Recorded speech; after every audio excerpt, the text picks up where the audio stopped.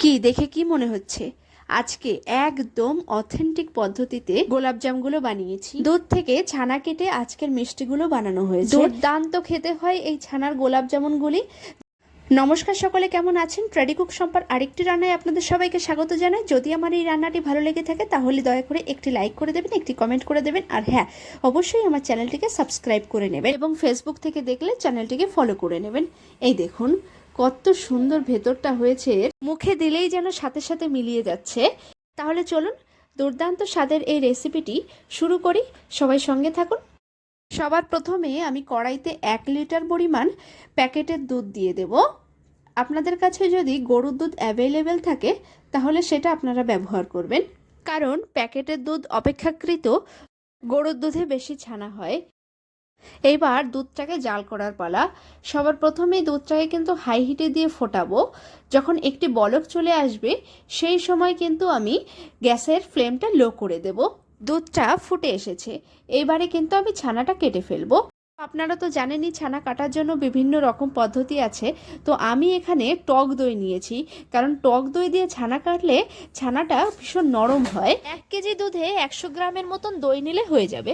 আপনারা এখানে লেবুর রস, ভিনিগার অথবা ছানা কাটা পাউডার ইত্যাদি ব্যবহার করতে পারেন। গ্যাসটাকে লো ফ্লেমে দিয়ে অনবরত এইভাবে নাড়াতে নাড়াতে একটা সময় দেখবেন ছানাটা অলরেডি কেটে সবুজ জলটা বেরিয়ে এসেছে। অলরেডি ছানাটি আমার কাটতে শুরু করেছে। যতক্ষণ না সবুজ জল বেরোবে এই দুধ থেকে ততক্ষণ কিন্তু মনে করব যে ছানাটি আমার পুরোপুরি কাটেনি। টক দই দিয়ে ছানা কাটলে আমার মনে হয় ছানার পরিমাণটাও অনেকটা বেড়ে যায়, কারণ টক দইটা কেটেও ছানা তৈরি হয়। ছানাটি এবার পুরোপুরি কেটে গেছে। এই দেখুন সবুজ একটা জল বেরিয়ে গেছে। কিন্তু এবার আমি এরকম একটা স্ট্রেনার নিয়ে নিয়েছি। এবার ঠিক এইভাবে ছানা থেকে জলটি ছেঁকে নেব। জল ছেঁকে নেওয়ার পরে ঠান্ডা জল দিয়ে কিন্তু খুব ভালো করে ধুতে হবে, না হলে ছানার ভেতর যদি গরম ভাব থাকে তাহলে কিন্তু ছানাটি ওভারকুকড হয়ে যাবে। এইবার একটি কড়াই বসিয়ে দিয়ে তাতে 1.5 গ্লাস পরিমাণ চিনি দিতে হবে এবং 3 গ্লাস পরিমাণ জল দিতে হবে। যতটুকু পরিমাণ চিনি নেব তার দ্বিগুণ পরিমাণ জল নেব। এবার চিনি এবং জলটা একসাথে দিয়ে গ্যাসের ফ্লেমটা অন করে ফুটতে দেব। যখনই চিনি এবং জলটি ফুটে যাবে সেই সময় গ্যাসের ফ্লেমটা অফ করে ঢাকনা দিয়ে ঢেকে রাখবো। আর হ্যাঁ, আপনারা যদি গোলাপজামে এলাচের ফ্লেভারটি পছন্দ করেন তাহলে এইভাবে 3-4টে এলাচ ফাটিয়ে দিয়ে দেবেন। শিরাটি ফুটে আসার পরে গ্যাসের ফ্লেমটি অফ করে দিয়েছিলাম। ছানাটির থেকে আধ ঘন্টা ধরে জল ঝরিয়ে নিয়েছি। এইবার মিষ্টি বানানোর যে আসল কাজটি সেটি করতে হবে, মানে ছানাটিকে মথে নিতে হবে। তার জন্য হাতের তালু দিয়ে ঠিক এইভাবে ছানাটিকে খুব সুন্দর করে মথে নেব। ছানাটি যত সুন্দরভাবে মাখা হবে মিষ্টির উপরটা কিন্তু ততটাই মসৃণ হবে, মানে কোনো ক্র্যাক আসবে না। ব্যাস, সবটুকু ছানাকে আমি খুব সুন্দরভাবে মেখে নিয়েছি। এইবার এর মধ্যে আরও কিছু ইনগ্রেডিয়েন্টস যুক্ত করব।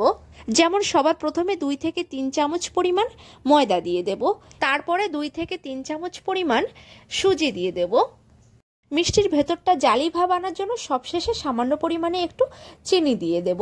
চিনি দেওয়ার পরে একটুখানি বেকিং পাউডার দিয়ে দেব। এবার সবশেষে সামান্য পরিমাণে একটু জল দিয়ে দিতে হবে। জলটা আমি এখানে দিচ্ছি তার কারণ হলো এখানে যেহেতু বেকিং পাউডারটা দিয়েছি সেহেতু বেকিং পাউডারটাকে তো অ্যাক্টিভ করতে হবে।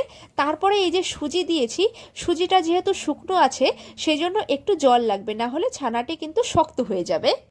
সব কিছু দিয়ে আরেকটিবার খুব সুন্দর করে মাখিয়ে নিয়েছি। এইবার এখান থেকে আমি ছোট ছোট আকারে বল করে নেব। বলটা অবশ্যই আপনারা আপনাদের সাইজ অনুসারে করবেন।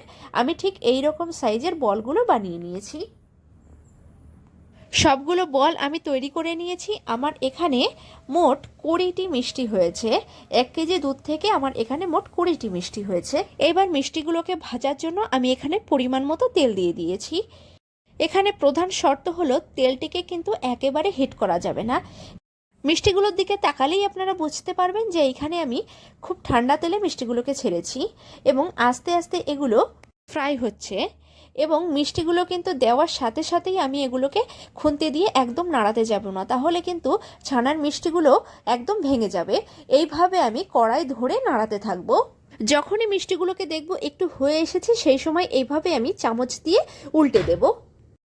গোলাপ জামের কালারটা আপনারা আপনাদের পছন্দ অনুসারে রাখবেন। চাইলে এইরকম লাইট কালারও রাখতে পারেন, আবার একটু ডিপ কালারও করতে পারেন। ব্যাস অলমোস্ট 20 থেকে 25 মিনিট লেগেছে আমার এটি ভাজতে।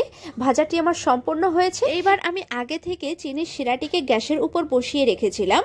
এইবার এই ফুটন্ত চিনির শিরার মধ্যে মিষ্টিগুলোকে ছেড়ে দেব। মিষ্টিগুলোকে শিরার মধ্যে দিয়ে প্রায় 20 থেকে 25 মিনিট অনর্গল ঢাকনা দিয়ে কিন্তু হাই হিটে ফোটাতে থাকবো। 20 থেকে 25 মিনিট পরে মিষ্টিগুলো কিন্তু ডাবল হয়ে যাবে ফুলে। এই দেখুন কতটা সুন্দর হয়েছে এবং ভেতরটা ভীষণ জুসি হবে খেতে, এবং যে ছানাটি সেই ছানাটিও কিন্তু খুব সুন্দরভাবে সেদ্ধ হয়ে যাবে। মিষ্টিগুলো কিন্তু আমার কমপ্লিট হয়ে গেছে। এবার আমি ঢাকনা দিয়ে কিছুক্ষণ রেখে দেব, তারপরে আমি সার্ভ করব। একটি মিষ্টি আপনাদের কেটে দেখাচ্ছি। যেহেতু ছানার গোলাপজামুন এটি, সেহেতু গোলাপজামটি অন্য গোলাপজামের তুলনায় কিন্তু অনেকাংশেই নরম থাকবে, ভেতরটা ভীষণ জুসি হবে। যদি আমার এই রেসিপিটি আপনাদের ভালো লেগে থাকে তাহলে একটি লাইক করে দেবেন এবং একটি কমেন্ট করে দেবেন। আর হ্যাঁ, আমার এই চ্যানেলটিকে অবশ্যই আপনারা ফলো করে দেবেন। সবাই ভালো থাকবেন, সুস্থ থাকবেন। ধন্যবাদ সকলকে পুরো রান্নাটি দেখার জন্য।